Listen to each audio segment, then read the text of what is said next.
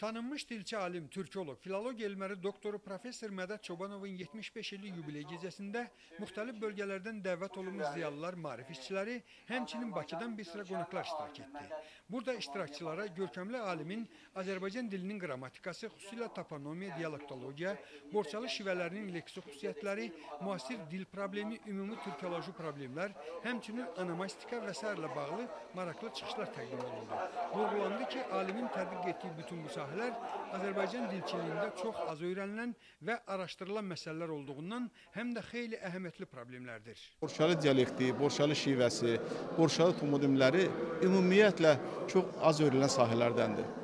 Bu istiqamətdə işləyən ziyalılarımız çox az olduğundan Mədəd müəllimin yazdığı əsərlər çox qiymətli, çox dəyəndirilir və gələcəkdə yəqin ki, hər iki dövlətdə yaşayan alimlərin, dilçilərin bu istiqamətdə fikirlərini yəqin ki, istiqamətləndirmək mümkün ola bilər. Yubiley tədbirində həmçinin Profesor Mədəd Çobanovun elmi pedaqoji fəaliyyəti, müəllifi olduğu onlarla dərs vəsaiti və tədris proqramları, elmi məqalələri və s. haqqında da geniş bəhs olundu.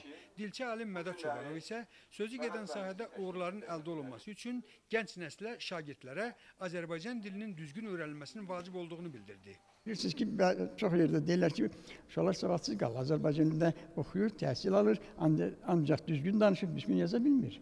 Bizə lazımdır dilçiliyimizdə, indi bizim Azərbaycan dilçiliyində biz dil öyrənmə kursuna qayıtmalıyıq. Yəni, bütün ümumi təhsil məktəbini bitirən şagirdlərimiz Azərbaycan dilində düzgün yazmağı, düzgün danışmağı bacarmalıdır.